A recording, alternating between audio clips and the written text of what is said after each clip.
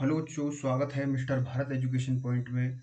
हम पढ़ रहे थे जीव जनन कैसे करते हैं, क्लास 10th का चैप्टर नंबर 7, जो कि बोर्ड एग्जाम में 7 मार्क्स का पूछा जाता है। यानी कि अब की बार जो ये चैप्टर है वो 7 अंक का पूछा जाएगा।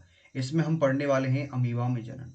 हम पढ़ रहे थे दोस्तों जीवों में जनन की प्रक्रिया। सबसे पहले हम बात करेंगे अमीबा में जनन। अमीबा में जो जनन है वो किस प्रकार होता है, चलिए बात करते हैं।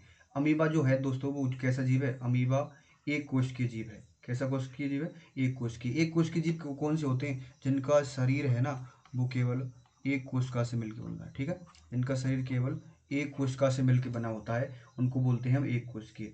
तो अमीबा एक कोश के जीव है। जन्म के समय इसकी जो कोशिका है पहले लंबी हो जाती है। देखिए दोस्तों, जैसे डायग्राम दिखा हुआ है आपको, ये अमीबा है। क्या है दोस्तों? ये है अमीबा।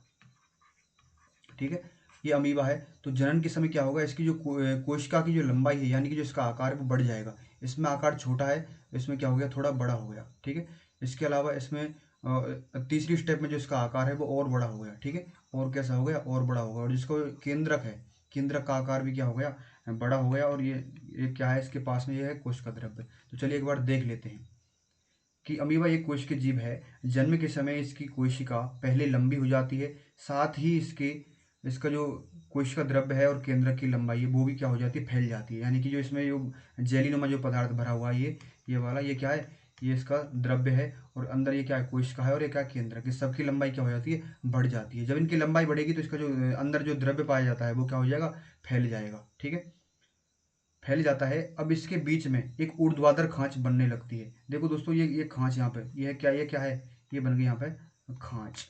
ठीक है, यहाँ पे खांच बन गई और यहाँ पे पूरी तरह से प्रॉपर एक खांच बन गई। यहाँ पे खांच बनना शुरू हुआ, जबकि यहाँ पे क्या है, कंप्लीट खांच बन चुकी है पूरी तरह। चलिए,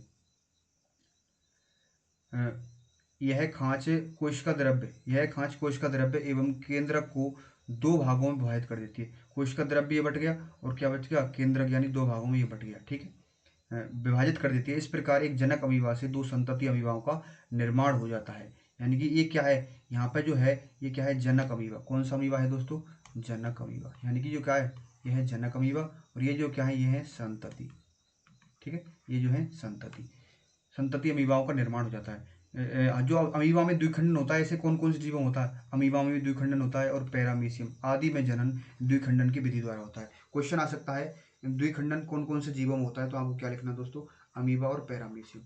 ये भी पूछा जा सकता है कि अमीबा और पैरामीशियम में किस प्रकार का जनन होता है, तो आपको क्या लिखना है, द्विखंडन होता है। ठीक है, क्लियर। चलिए एक बार दोबारा से देख लेते हैं। अमीबा क्या है, एक कोश की जीव है। इसकी आकृति क्या, पहले तो थोड़ी सी लंबी हो जाती है, यानी ये इसका डायग्राम है। ये पहले क्या, इसकी आकृति थोड़ी लंबी हुई। इसके अंदर का क्या पाया जाता है, कोशिका द्रव्य और केंद्रक पाया जाता है। वो भी जैसे इसकी लंबाई बढ़ती है तो उनकी लंबाई भी बढ़ जाती है। उनकी लंबाई बढ़ गई यहाँ पे, तो अब क्या होगा, केंद्रक की लंबाई भी बढ़ जाएगी, इसमें खांच बनने लग जाएगी। अगले स्टेप में क्या हो, देखो दोस्तों, ये रहा। यहाँ पे क्या है, खांच और ज़्यादा बढ़ गई और इसके जो केंद्रक हैं वो क्या है, प्रॉपर दो भागों में विभाजित हो गई। तो इस प्रकार ये तो था जनक अमीबा। यहाँ पे इस प्रकार एक जनक अमीबा से दो संतति अमीबाओं का निर्माण हो गया। वीडियो कैसी लगी आपको कमेंट सेक्शन में बताना है। आगे नेक्स्ट टॉपिक पर वीडियो आती रहेंगी, इसलिए चैनल को सब्सक्राइब जरूर करना है। Thank you. और यदि कोई डाउट हो तो आप हमें कमेंट कर सकते हैं कमेंट सेक्शन में। ठीक है, कमेंट कर सकते हैं आप जो भी आपका डाउट है। Okay, thank you.